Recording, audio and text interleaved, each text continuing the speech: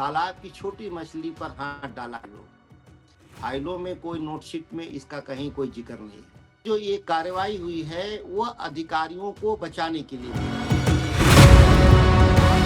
आज तक एफआईआर नहीं हुआ, याद करिए एफआईआर नहीं हुआ, गिरफ्तारी हो गई। यह दो लोग भी जो दो लोग को भी निलंबित जो किया गया है, आश्चर्यजनक है, इन पर तो कोई एफआईआर ही नहीं है। सच्चाई यह है कि बिहार में अपराधियों को बचाने का प्रयास किया जा रहा है। तो मैं अभी भी आगाह कर रहा हूं माननीय मुख्यमंत्री जी को कि आपको आपके आंख में अधिकारी धूल झोंक रहे हैं।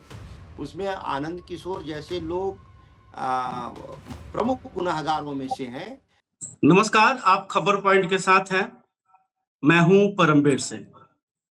बिहार में जहां लोग यानी कि जनता भगवान को पूजती है, तो दूसरी तरफ भगवान रूपी अफसर हैं जिन्हें नेता, विधायक और मंत्री पूज रहे हैं।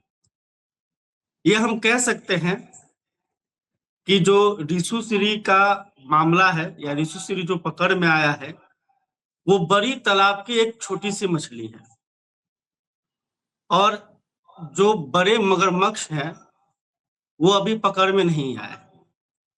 और बिहार में अफसरशाही इतनी मजबूत हो चुकी है, जो नेताओं का कद है वो अब अफसर के सामने बौना नजर आता है। इन्हीं तमाम बातों को लेकर हम चर्चा करेंगे आरजेडी के सांसद सुधाकर सिंह से। ये भी इसके भुक्तभोगी रहे हैं।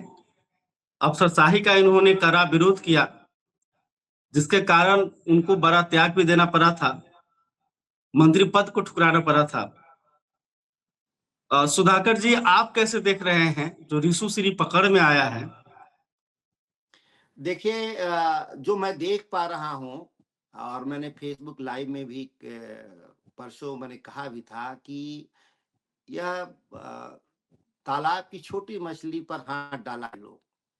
वास्तविक रूप से इसने कोई निर्णय नहीं लिया, फाइलों में कोई नोटशीट में इसका कहीं कोई जिक्र नहीं है। जो असल गुनाहगार लोग हैं वो अभी भी एक तरह से सिस्टम से दूर हैं और पूर्णतः जो ये कार्रवाई हुई है वह अधिकारियों को बचाने के लिए हुई है, ना कि किसी भ्रष्टाचार को समाप्त करने के लिए। याद करिए, जब 1.5 साल पहले जब ईडी ने रेड किया और रेड करने के बाद उसको जब कुछ साक्ष्य मिले थे, तो ईडी ने कहा था बिहार सरकार से कि आप एक एफआईआर दर्ज करिए और एफआईआर दर्ज करिए और इसमें हम लोग आगे जांच करेंगे। आश्चर्यजनक होगा, पूरे बिहार के लोग को जानना चाहिए कि किस तरह से उदंड नौकरशाही है बिहार की, कि 1.5-2 साल के बाद भी उस मामले में आज तक एफआईआर नहीं हुआ। याद करिए, एफआईआर नहीं हुआ, गिरफ्तारी हो गई, पूछताछ हो रही है, लेकिन इस मसले में अभी भी एफआईआर नहीं हुआ, जबकि करीब करीब 1 दर्जन आईएएस अधिकारियों की संलिप्तता उस समय चर्चा में आया था। यह दो लोग भी जो दो लोग को भी निलंबित जो किया गया है, आश्चर्यजनक है, इन पर तो कोई एफआईआर ही नहीं है। तो किस बात के लिए निलंबन हुआ? यह केवल यह दिखाना था मीडिया के जरिए, मेन स्ट्रीम मीडिया के जरिए बिहार के लोगों को कि हम एक अपराधियों के खिलाफ कार्रवाई कर रहे हैं। सच्चाई नहीं है यह। सच्चाई यह है कि बिहार में अपराधियों को बचाने का प्रयास किया जा रहा है। मैं ये नहीं कहता कि शीर्ष पर बैठे हुए मुख्यमंत्री इसमें संलिप्त है या नहीं है। कभी कभी होता है कि जो पद पर तो जनता चुन लेती है लोगों को, लेकिन कामकाज का प्रशिक्षण तो जनता देती नहीं, और न राजनेताओं के प्रशिक्षण के लिए कोई स्कूल खुला हुआ है। इन्हीं अधिकारियों के भरोसे उनको सरकार चलाना होता है। तो मैं अभी भी आगाह कर रहा हूं माननीय मुख्यमंत्री जी को कि आपको आपके आंख में अधिकारी धूल झोंक रहे हैं, यह कार्रवाई नहीं कर रहे हैं, वास्तविक रूप से इस मामले को ठंडे बस्ते में डालने का प्रयास कर रहे हैं, जबकि मुख्य रूप से आपको नहीं लगता है कि ये जिस तरह से बिहार में सरकार बदली है और आरजेडी और बीजेपी और जेडीयू के बीच जिस तरह से एक तरह से संघर्ष चल रहा है, क्या सम्राट चौधरी जनता दल यूनाइटेड पर दबाव बनाने के लिए इस तरह की कार्रवाई कर रहे हैं? देखिए, कोई जनता दल यू पर कोई दबाव नहीं है और भाजपा पर कोई दबाव नहीं है। एक दूसरे के सहयोग कर रहे हैं लोग, एक दूसरे को धमका नहीं रहे हैं लोग। ये तमाम जो अधिकारी थे ये तो जनता दल के जमाने के थे और यह तमाम अधिकारी भाजपा के राज में भी महत्वपूर्ण पद पर बैठे हुए हैं।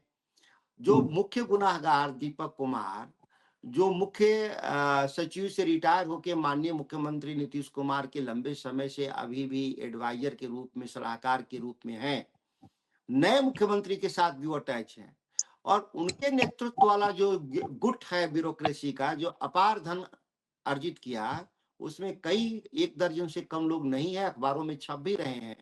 उसमें आनंद किशोर जैसे लोग प्रमुख गुनाहगारों में से हैं और इसमें देखें तो उस दौरान जो भी इन भवन निर्माण विभाग में, सिंचाई विभाग में या नगर आवास विभाग में ऐसे नगर महत्वपूर्ण विकास विभागों विभाग में में, सर 70% काम जो है ऋषि सूरी ने किया है। देखिए ऋषि श्री 2 तरह से काम कर रहे थे। एक अपने कंपनियों के जरिए काम कर रहे थे और एक लॉबिंग कर रहे थे कटमनी के आधार पे, दूसरे को काम दिलवा रहे थे पैसे लेकर के। 2 तरह का काम वो कर रहे थे। तो सीधे देखें तो ऋषि श्री का जो टेंडर है, कंपनी है, कोई सामान्य तौर पे कुछ काम की है, लेकिन जो वास्तविक रूप से है कि पूरा विभाग ही कब्जे में था,